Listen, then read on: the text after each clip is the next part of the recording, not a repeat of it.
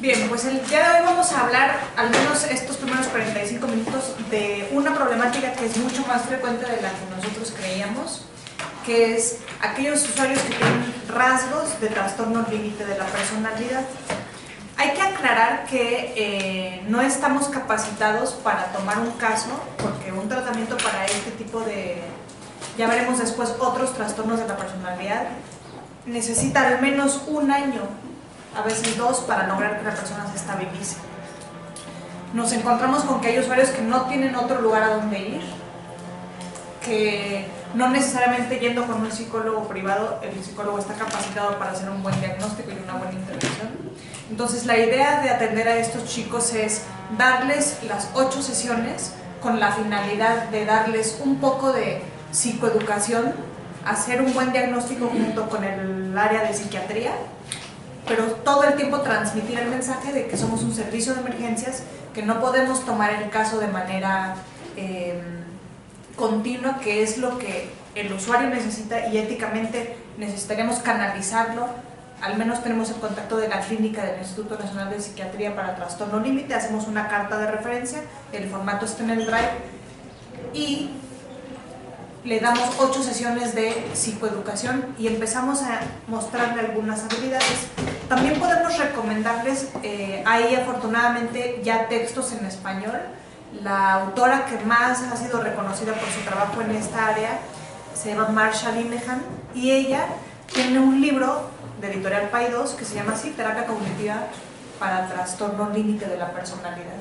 Entonces hay algunos buenos libros de autoayuda en español que podríamos compartirles, pero siempre tratando de transmitir la idea de este no es suficiente, tú necesitas un tratamiento de mediano o de largo plazo, un tratamiento muy puntual que haya mostrado tener evidencia, y nosotros solamente estamos intentando en este momento estabilizar la crisis, ¿de acuerdo?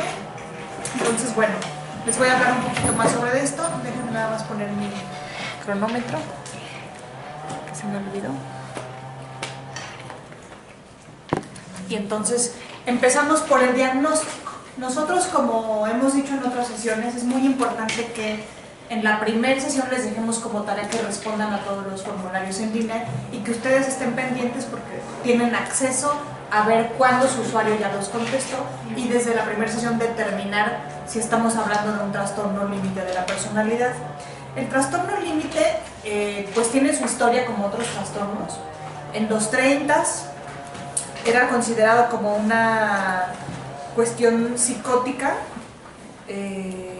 pero ha ido evolucionando el término. En los 60s decidieron no es una psicosis, es una psicosis atípica que se caracteriza por otras cosas. Se caracteriza principalmente por una fluctuación en el afecto, por ser disfuncionales, por principalmente, a mí me gusta utilizar los términos reactividad emocional. Entonces nosotros normalmente somos capaces de, cuando pasa un evento que tiene que ver con terminar con una pareja, por ejemplo, nos sentimos mal, pero del 0 al 10 tal vez nos sentimos un 4, y las personas que tienen rasgos de este trastorno tienen 8, ¿no? Y ese 8 tarda mucho tiempo en bajar, a diferencia de las personas que tenemos por un componente, puede ser hereditario, de crianza, o incluso verán con Andrea que tiene que ver como la cuestión que no se tomó tanto en el DSM-5, ¿no? De las neurociencias y de qué pasa en el cerebro, cómo tarda una persona en estabilizar el ánimo. Entonces, si el meollo es que estas personas les cuesta mucho trabajo no reaccionar, y cuando reaccionan, la reacción a la emoción emocionalmente es muy intensa, por excelencia lo que necesitamos enseñarles es regulación emocional. Entonces, bueno, es muy importante entonces tener el diagnóstico. Nunca lo vamos a hacer solos. Si nosotros observamos que en el PBQ tienen un puntaje por arriba de la media teórica, es decir, más de 30 puntos, es muy importante desde la segunda sesión referirlo para que sea evaluado por Andrea, y que vayamos construyendo el camino a buscar atención, al menos en el Instituto Nacional de Psiquiatría, y como eso a veces toma tiempo, vamos avanzando en las 8 sesiones que les damos aquí, ¿de acuerdo? Entonces, Hay algunos autores que hablan sobre la historia de las personas que tienen trastorno límite de la personalidad, y lo que al menos hasta el momento más ha mostrado evidencia es que, si ustedes han oído hablar de la teoría del apego, hay un autor, Bowlby es el más importante, que habla sobre diferentes tipos de apego que tienen que ver con, en los primeros 6 meses de vida, en el primer año de vida, pues las mamás no sabemos cómo reaccionar y sale del closet mucho de lo que somos y de cómo fuimos criadas y de lo que traemos en la herencia y de la cultura mexicana en particular. Y también se dicen muchas cosas, incluso en el Facebook, de si debes de dejar llorar a un niño o no, si lo debes de cargar o no. Entonces, cuando uno empieza a formar hábitos, o además puede ser una mamá que esté deprimida. Entonces hay mamás o hay cuidadoras, porque no siempre está la madre, que tienen un apego, que es un apego seguro, y entonces hay un experimento muy famoso en donde entran, es aparentemente una situación bastante libre, hay un cuarto donde hay unos juguetes y se les pide a las mamás que jueguen con sus hijos, ¿no? Entonces se observa la interacción madre-hijo. También hay una profesora aquí en la FES que hace estudios con esas características muy bonitos, en donde puede verse cómo hay apegos seguros, hay apegos inseguros, ¿no? Y el apego inseguro o un apego desorganizado, es decir, el niño tendría que tener cierta lógica, cierta congruencia, cierta estructura de que cada vez que llora o necesita algo, el cuidador lo atiende. Pero, si les decía, una mamá que tiene depresión, ¿no? O una mamá que no, por lo que ustedes quieran, no atiende siempre, empieza a generar esta cuestión que en particular en el trastorno límite se distingue porque los niños empiezan a crecer con ideas de mis necesidades no se atienden,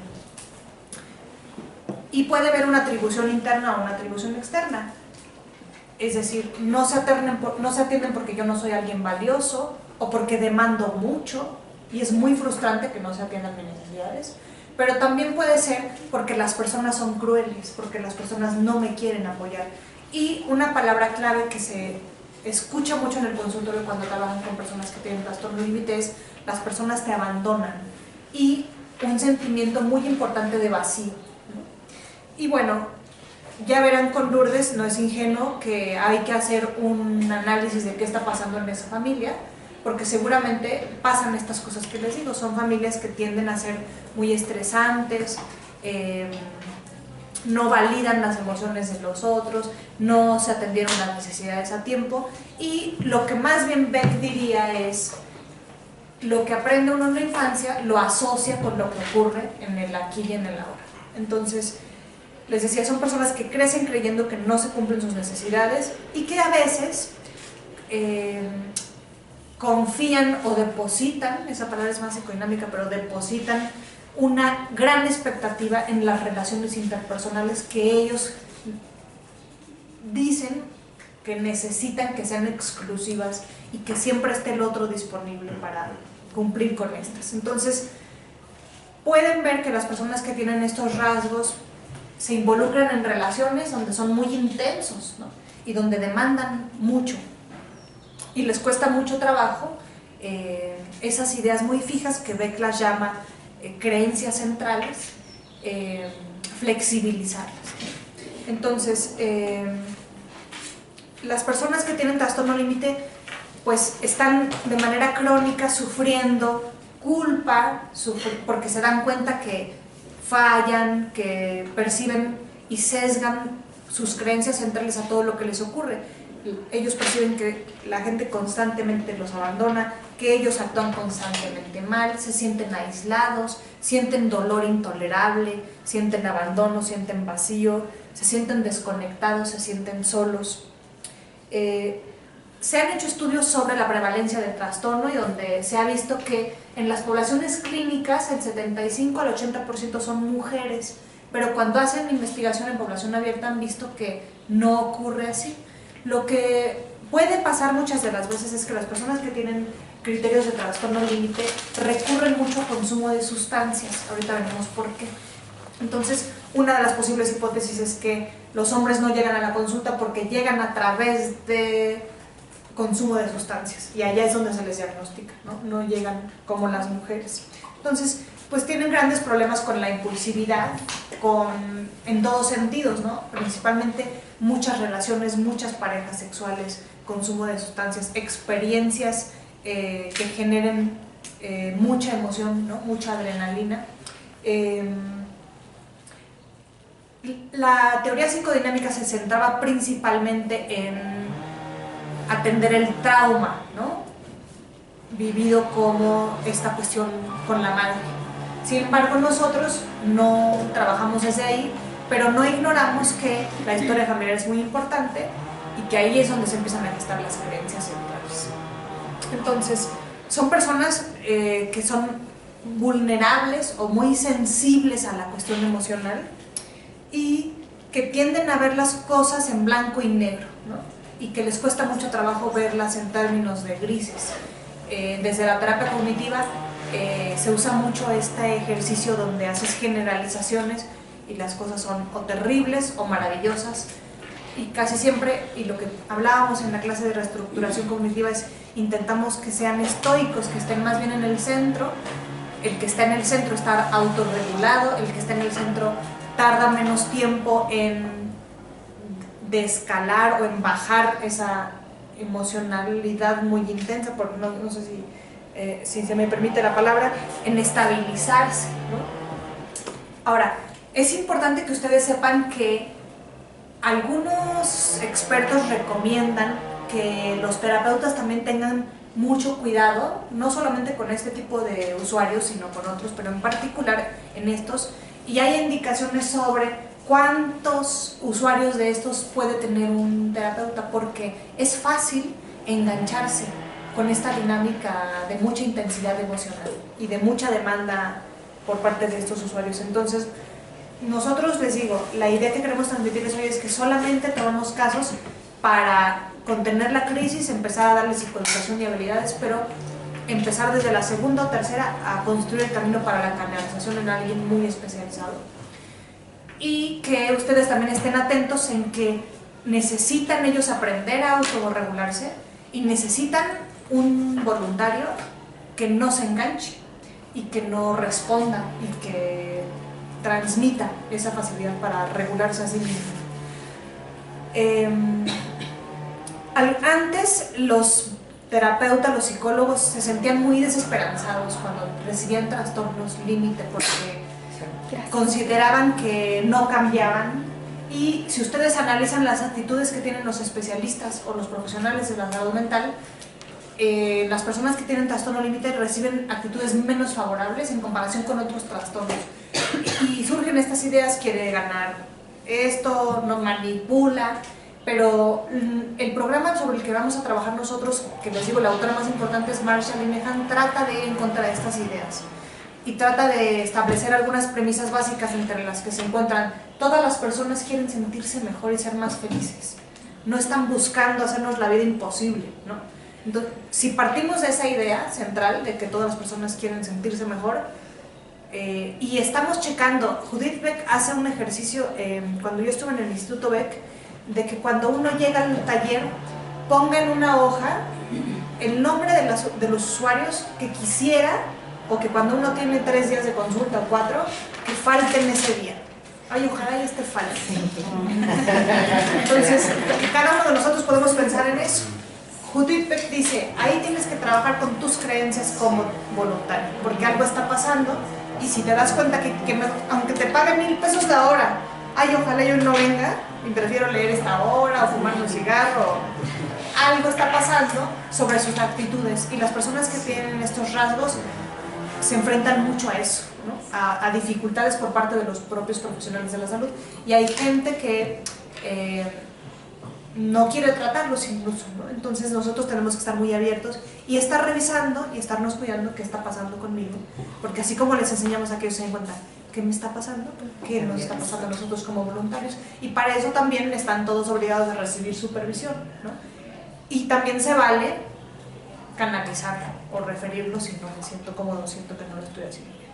Entonces, si el problema es la impulsividad, si el problema es la reactividad emocional muy intensa, entonces tenemos que trabajar en regular la emoción y hay ciertos pasos que hay que seguir, ¿no? Palabras clave: aceptación. La terapia se llama dialéctico-conductual. Y les digo, una parte muy importante es psicoeducar a los usuarios, es decir, demostrarles que por razones de crianza que han sido probadas, nosotros generalmente no damos un diagnóstico, les decimos, cuando hablamos de un trastorno de la personalidad solamente les explicamos que hay personas que tienen patrones bastante definidos de afrontamiento, que tienen ideas bastante rígidas sobre cómo ven el mundo, sobre cómo ven a los demás, sobre cómo se ven a sí mismos, y que sobre eso es lo que hay que trabajar, aunque nosotros sepamos que, y solamente al presentarles los resultados de su información, la idea será compartirles. Parece ser que estas ideas que yo ya tengo aquí, que ya sé que ustedes del cuestionario anoten en otra hoja aparte, o que nada más revisen en dónde salió 4, en la escala PBQ hay un archivo que se llama Scoring Key, y en la parte final ahí sí tienen que sumar reactivo por reactivo para ver trastorno límite, y si puntúan 3 o 4, entonces ustedes les van a demostrar desde la tercera sesión que esas son las creencias sobre las que hay que trabajar, porque la hipótesis que nosotros planteamos es que si no cambian esas creencias, no va a cambiar el afecto y no va a cambiar la conducta. Y que entonces seguramente será esto algo con lo que van a que trabajar durante toda su vida, y que va a haber recaídas en términos de que casi siempre, si ya logran estabilizarse después de una terapia larga, van a ser desencadenadas por situaciones estresantes, pero que ya van a tener las habilidades para hacer un mejor afrontamiento. Bueno, sobre el tratamiento hay, afortunadamente les digo, muchos textos que pueden consultar. Yo les recomiendo que revisen en YouTube el video de Marsha Linehan que hizo para el New York Times, que está subtitulado, donde ella explica su experiencia personal con el trastorno límite y cómo ella piensa en hacer el tratamiento. Y les sugiero mucho el libro de Editorial Paidós, que está en español y que está aquí en la biblioteca. ¿Cómo se llama? Terapia cognitiva para trastorno límite de la personalidad. Es de la colección Psiquiatría y Psicología. Me gusta mucho porque la mitad del libro es para el voluntario o el terapeuta, y la mitad es un libro de autoayuda donde el usuario hace tareas todos los días. Nosotros en estas 8 sesiones no nos da tiempo de ver ese manual, solamente vamos a dar psicoeducación y un poco de habilidades, pero sí podemos sugerírselo, porque muchos de estos usuarios, como con otros trastornos mentales, se sienten particularmente solos, y no hay nada mejor que dar información, porque eso empodera a las personas. Entonces, saber que yo me siento así, que mucha más gente se ha sentido así, e incluso si podemos detectar que hay un componente hereditario, hay libros, en México no estamos tan curtidos en eso, pero hay libros para que la familia conozca, ¿no? Y si tienen al menos un libro, que lo puedan compartir con la familia, para que entiendan que no está manipulando, que no quiere hacerse el difícil, que no se quiere suicidar, porque vamos a ver que aquí los 2 grandes riesgos son suicidio, muy importante, y sustancias, pero lo otro tercero son las autolesiones. Entonces, no son personas que quieran obtener ganancias secundarias de nosotros necesariamente, están sufriendo y quieren estar mejor, y darles un poco de información es muy buena idea. Entonces, algunas de las premisas básicas de la terapia dialéctico-conductual, que es estas terapias de tercera y cuarta generación, en donde van más allá del modelo de Beck y incorporan algunas ideas que tienen que ver con el budismo. Vamos a hablar un poquito de mindfulness, ahorita les daré algunas recomendaciones, y que siguen retomando. Nosotros solamente haremos lo que hemos aprendido sobre Beck y empezar a darles algunas habilidades. Parten de la idea de que las personas tienen que tener claras, así como tienen creencias muy arraigadas, nosotros intentaremos cambiar la filosofía de esos usuarios, ¿no? Y esta filosofía está construida también con ciertas ideas, mandamientos, reglas, premisas. Una de ellas es todo está interconectado. Entonces, si las personas empiezan a darse cuenta que si yo me levanto de malas, esa actitud negativa va a ir impactando y va a irse conectando con todo lo que voy desarrollando en mi día, y entre más pronto detecte que traigo una mala actitud y y ahorita hacemos el análisis de, además de nada más identificar qué podría yo hacer, va a ser más fácil que pensar a las 7 de la noche que hoy es un mal día, que la gente es cruel, que tengo demandas excesivas, que todos me abandonan, que nunca voy a poder salir de esta situación, ¿no? Entonces, si yo tengo una mala actitud, voy construyendo que las cosas no vayan funcionando, y esta mala actitud en términos cognitivos va muy asociada con distorsiono la realidad, veo las cosas de manera pesimista y sesgo y todo lo veo pesimista, ¿no? Cuando tal vez no es así. También parte de una premisa que es la realidad no es estática, y de ahí yo tuve la suerte de tomar el curso de Mindfulness en Pensilvania, 14 semanas de curso, todas las semanas 2 horas, un retiro al final, y aprendí un poco sobre yo les recomiendo mucho que lean el libro de Jon Kabat-Zinn, que es quien creó Mindfulness en el MIT. Tiene un video hermoso que fue a darles una conferencia al personal de Google en YouTube, entonces nada más busquen Jon Kabat-Zinn YouTube, y el libro más importante se llama La catástrofe de vivir, y ahí ese libro es este entrenamiento de 14 semanas, está en español, hay muchos libros de él en español en México, y la idea bueno, una de las premisas del budismo es que si hay algo seguro es el cambio, y creo que acá es donde la recupera Marsha Linehan. Y es verdad, si entonces regresamos a la idea de que alguien que tiene trastorno límite de la personalidad probablemente vivió con un estilo de crianza desorganizado o apego inseguro, pues lo que quiere es estructura, ¿no? Lo que quiere es que tú siempre estés disponible para mí cuando te necesito. A veces tal vez demando de más, entonces cuando no estás yo sufro muchísimo. Pero si empiezo a incorporar esta filosofía de lo único permanente es el cambio, intento transmitir la idea de la necesidad de estarse adaptando y de ser flexibles, ¿no? Y de que probablemente, por ejemplo, en las relaciones personales no siempre van a estar las personas disponibles para mí, que un día van a estar, que la mayoría del tiempo van a estar, pero que eso no significa, porque probablemente hablamos un poco, me parece, en la sesión de trauma, las personas que viven abuso sexual llegan a conclusiones equivocadas.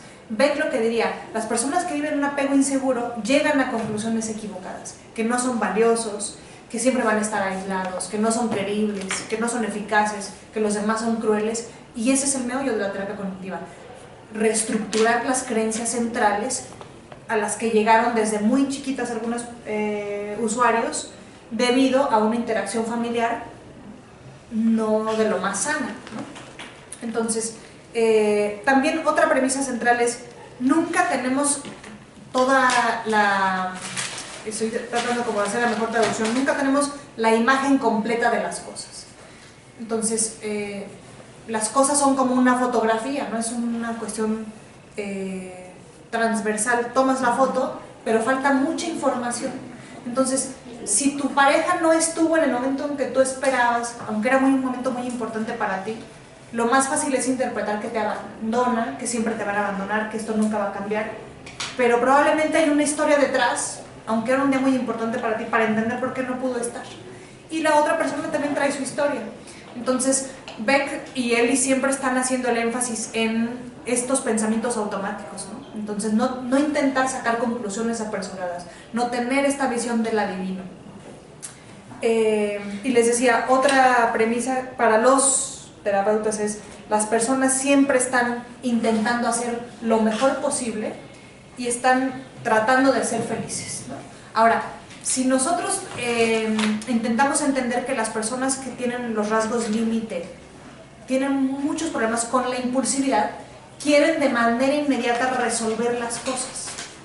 Y puede ser que le hayan echado muchas ganas con otro tipo de psicoterapias, pero no hace falta echarle muchas ganas, sino tener la psicoterapia que se ha demostrado que tiene evidencia, porque el desahogo aparentemente no es lo suficiente, ¿no? Entonces, sí están intentando hacer lo mejor de ellos, y puede ser que ellos te digan, es que yo he intentado muchas cosas, y claro que es muy desesperanzador porque ya intentaron aromaterapia, ya intentaron equinoterapia, ya intentaron los cristales, ya intentaron la hipnosis, pero llevan 8 años, 10 años invirtiendo en no el tratamiento más eficaz y están muy desesperanzados, ¿no? Entonces, es muy importante transmitirles que sí van a tener que trabajar duros, pero tienen que trabajar de manera inteligente con lo que ha demostrado que funciona, y es muy importante mantenerlos motivados, ¿no? Y que la motivación no necesariamente va a ser como ellos quisieran, ¿no? Inmediata, sino que hay que estar buscando las maneras en donde mantenerse motivados sin tener recompensas inmediatas, que es lo que la impulsividad me pide, ¿no? Entonces, se sabe que las personas que han sido estudiadas en términos de cómo es la familia, familias altamente estresantes, en donde son ambientes, una autora refiere como que no son no validan mucho lo que a uno le ocurre, tienden a hacer que las personas se sientan, les decía, particularmente culpables, que siempre estén muy pendientes de lo que les pasa, que si ustedes analizan, cuando uno está en una familia caótica, está mucho más estresado, a diferencia, por ejemplo, si nosotros tenemos 6 meses muy pesados donde pasan 4 o 5 eventos estresantes, al quinto evento explota la Vía Express. Pero es un año difícil, es un semestre difícil. Pero muchos de los pacientes con trastorno límite de la personalidad, así ha sido su vida. Entonces se caracterizan porque son hiperreactivos y porque pasa algo pequeño, y por eso dicen, es que son muy intensos, ¿no? Pasa algo pequeño y hagan de cuenta que es el fin del mundo, pero porque de manera crónica se han expuesto a cuestiones familiares de no validación,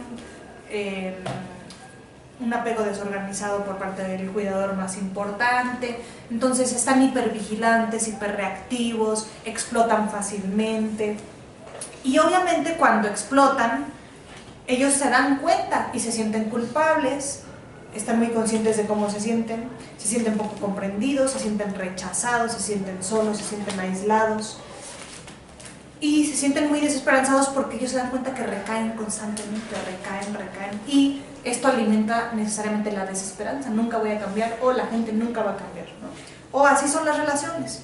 Entonces, me parece que fue Aristóteles quien dijo algo que se parece a lo que dice Marshall Linehan, que el meollo de los seres humanos es saber o entender cuándo tener tal emoción, en qué lugar, la emoción apropiada en el momento apropiado, ¿no?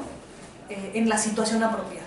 Entonces, normalmente se esperaría que en la primaria aprendemos grandes habilidades para saber en dónde debo hacer un berrinche, con quién debo hacer con quién sí me debo de poner al tiro, con quién me debo de medir, ¿no? Con mi jefe, con mis alumnos, ¿no? Pero, y es parte de una... Se espera que haya cierta madurez emocional y uno vaya adquiriendo habilidades, y también mucho tiene que ver con lo que uno observa de sus padres y se va formando. Pero estos usuarios van a tener esa gran dificultad, van a tener emociones que son desbordadas o excesivas con la persona equivocada, ¿no? En la situación equivocada. Y nuestro trabajo va a ser enseñarles a, primero que todo, detectar las señales más tempranas de que ya estoy muy emocionado, casi siempre hacia lo negativo, ¿no? No estoy súper feliz, sino algunos voluntarios no capacitados confunden por eso con trastorno bipolar, ¿no? Pero el trastorno bipolar sí es muy claro, depresión y manía, ¿no? Pero acá, si estoy muy emocionado, casi siempre tiene que ver con lo negativo, me siento muy abandonado, me siento muy culpable, me siento muy solo, y lo primero que tengo que aprender a hacer es identificar, a ver qué me está pasando. Y yo puedo aprender a enseñarles con el mismo formato de ABC, ¿no? ¿Dónde estoy? ¿Con quién estoy? ¿Qué estoy haciendo? Del 1 al 10, ¿cómo me estoy sintiendo? Porque si decíamos al principio, los entrenamos desde la mañana, me doy cuenta, algunas mujeres, por ejemplo, tenemos que estar muy atentas, yo me pongo una alarma y sé cuándo voy a menstruar. Entonces me aviso, esta semana va a ser difícil, esta semana los chocolates te van a volver loca, los chetos, las chips. Entonces tengo que estar toda la semana recordándome que es una semana difícil para mí porque hay un componente hormonal. Las personas que tienen y algunos otros también es muy buena idea que ellos se preparen, ya vienen los exámenes, ¿no? O estás empezando una relación, la cosa se puede poner muy divertida, pero también se puede poner muy complicada. Y tienes que estarte, ¿qué me está pasando? ¿Qué me está pasando? ¿Qué me está pasando? Entonces, empezar a autorregularse tiene que ver con automonitorearse. Llevar un registro de cómo me voy sintiendo, de estar atenta a qué pensamientos se van a desencadenar, porque yo ya me conozco, la bibliografía lo dice, el PDQ lo dice, y mi creencia en ese pensamiento se va a volver más intensa, porque probablemente si yo no estoy menstruando, pienso que la vida es bella, que todos son simpáticos, que el futuro es prometedor. Del 0 al 10, ¿qué tanto la creo? 100%. Pero pregúntenme en 3 semanas. En 3 semanas, ¿qué tanto crees que la gente es bella? 0. ¿Qué tanto crees que el futuro se mete la furia? Y se me va. Pero ahora piensen en las personas que no lo viven una semana al mes, que lo viven todos los días, 3 veces al día. Entonces, tienen que estar muy atentos a ver cuáles son las creencias que a mí se me activan y que me hacen entonces empezar a ver al mundo distinto, a los demás distinto, a esta relación que estoy empezando distinta. Entonces, las emociones sin duda dan información. Entonces, si estoy enojada, ¿qué información me está dando el enojo? El enojo es bueno porque me ayuda a poner límites, el enojo me activa, pero también a veces en el enojo yo interpreto intenciones de daño donde no las hay, ¿no? Ahí lo de las emociones en el libro de David Burns, en la de 10 laws de la autoestima, viene muy bien explicado eso, ¿no? Aprender a diferenciar emociones sanas y emociones patológicas. Y hay autorregistros y todo para que primero explica lo que sería sano y ya sería patológico. Y viene una parte en donde ya el usuario debería de ir registrándose e ir identificando principalmente cuál es la emoción que está sintiendo. Así es. Entonces, yo creo que es muy bueno. Sí, todos los libros de David Burns son bastante buenos. A mí el de Autoestima en 10 días me gusta muchísimo porque resume como muy fácil el sentirse bien. Sí. Ahora, seguramente ustedes van a empezar a escuchar que lo que se está empezando a usar ahora es algo que se llama transdiagnóstico. ¿Qué quiere decir? La terapia cognitiva lleva muchos años haciendo cosas muy efectivas. A veces, en términos de costos, es más fácil dar un taller a 25 personas que tienen unos ansiedad, unos depresión, unos tienen cuestiones de problemas de regulación del afecto, y darles un paquete de habilidades que a todos esos diagnósticos les ayudan, porque no se da capacidad del sistema de salud, a dar psicoterapia individual para el que tiene TOC, para el que tiene trastorno límite, para el que tiene estrés somático, para el que tiene depresión. Entonces ahora se están empezando a traducir estos tratamientos transdiagnósticos en donde es un paquete de habilidades que han tenido evidencia en terapia cognitiva. Y yo creo que lo que hace David Burns en sus libros entra dentro de esa idea. Él se enfocó principalmente en depresión, ansiedad y ahora tiene algo de pareja. Pero son como las habilidades que no pueden no tener, al menos los voluntarios del CREAS, ¿no? Porque les van a servir, no importa. Y ya después habrá que decir, bueno, en depresión hay que enfatizar aquí. En trastorno límite hay que enfatizar acá, en estrés somático hay que enfatizar acá. Entonces, bueno, regresando, la idea es que ellos aprendan a identificar, a ver qué están sintiendo, qué me está diciendo la emoción. Y la parte en donde Marsha Linehan difiere un poco el comentario de la compañera es que, y yo al principio también hacía eso, mi tutora del doctorado, Gabina Villagrán, me enseñó que decir que las emociones son buenas y malas ya tiene un sesgo. Entonces ella me dijo, aguas con lo que estás diciendo porque el enojo te ayuda, te moviliza. La tristeza también te ayuda porque cuando estás triste tienes que reconocer que necesitas tomarte un tiempo, necesitas llorar, necesitas pedir apoyo. Entonces, ahí con Burns, yo después de un tiempo dije, tiene razón. Y en el trastorno límite, por excelencia, se transmite ese mensaje. Son emociones, porque un meollo de mindfulness y un meollo de dialéctico conductual es aceptación incondicional. Entonces, estoy enojada y no le pongo adjetivo de y está mal estar enojada, o qué malo, ¿no? O qué bueno que estoy contenta, porque también de estar muy contenta en otros trastornos, y ya empiezo con la manía, también es de riesgo, ¿no? Entonces, Marsha Linehan es muy enfática en eso. Aceptación quiere decir, identifico cómo me siento Beck diría, a ver, asocia, porque todo es una cuestión de aprendizaje, ¿no? La última vez que estuviste en esta situación, ¿qué pasó? Busca la historia de por qué se te activó, que empezaste una relación, acabas de tener un problema, o te amenaza la pareja con que te estás poniendo... Tenemos un caso aquí que acabo de atender el semestre pasado. El chico que les conté, 6 intentos suicidas, los 2 últimos con insulina, casi siempre cuando va a terminar con la pareja. Un intentó incendiar su cuarto. Intentos muy serios, de mucha impulsividad. Y todos cuando va a terminar con la pareja. Entonces la pareja empieza a ver que él tiene muchísimo miedo de que la abandone, él exige que la escuche, no me dejes en este momento, dame una oportunidad. Se asusta la pareja, ¿no? Él en una ocasión con otra pareja incluso la toma de los brazos y no es porque él quiera golpearla, él está desesperado, él no siente que no va a poder tolerar la emoción del abandono nuevamente, ¿no? Entonces, la idea sería ver, ya hicimos desde la sesión 2 un análisis de qué creencias se te activan, ¿no? Esas creencias se activan porque has tenido varias relaciones en donde llegas a la misma conclusión. Estás otra vez con la chava en el estacionamiento de la universidad, ella también no sabe qué hacer, está en el carro, está el carro prendido, entonces ella lo echa para atrás, le atropella el pie y se empiezan a exaltar los ánimos, ¿no? Entonces ahí es un poco ambicioso lo que intentamos hacer. Estamos intentando que alguien que tiene grandes problemas para regular el afecto, grandes problemas para la impulsividad, logre detenerse, que es un ejercicio que se hace en ese taller que les cuento de mindfulness. A mí me encanta ese ejercicio, se llama detente y respira, ¿no? Stop and breathe. Y si quieren hacerlo, háganlo. Es muy sencillo. Se compran unas estampitas en la papelería, de estampitas de las que quieran, pero que sean de diferentes colores. La ponen en un lugar donde todos los días vean la estampita, de carita feliz roja.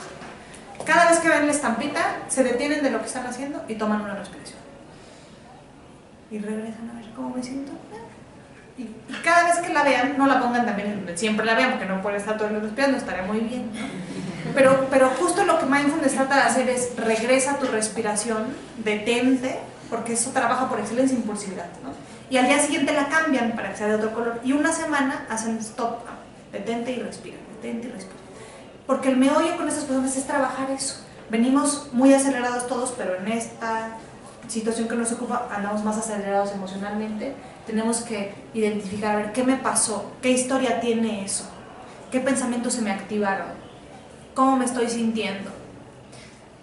Tomo una respiración, que siempre es muy buena idea. No la juzgo, porque mindfulness trata de hacer eso, que se llama atención plena. Estar en el momento presente sin juzgar. Estoy muy enojado, tal vez ya le aventé la lámpara en la cabeza, a ver qué me está pasando, detente, a ver qué me está pasando. Porque siempre hay momentos de prevenir que la cosa se ponga peor, ¿no? Ya me atropelló con el carro, ya está muy enojada, yo ya estoy pensando que traigo la insulina en la bolsa, yo ya me quiero morir porque ya llevo 5 parejas, tengo 20, creo que tenía 22 años, llevo 5 parejas, no he tenido una relación de más de 2 meses, porque siempre acabo en esto. En este momento creo que nunca lo voy a lograr, pero lo único que necesito es sentarme a respirar, dejar que ella se vaya, aceptar, no enjuiciarme y no decir soy muy malo, soy un fracaso, soy una basura, etcétera, etcétera. Aquí es donde estoy en este momento y lo que necesito nada más es tomar distancia, respirar, que ella se vaya y esto va a pasar, ¿no? Que les digo, los que han leído un poco de budismo, ahí está todo el tiempo, ¿no? Aceptar el cambio, la flexibilidad, la aceptación incondicional y las palabras clave, aceptación incondicional o tolerancia de la emoción. Ok, muy bien. Entonces, vamos a hacer una pausa y vamos a continuar con un video más de más estrategias.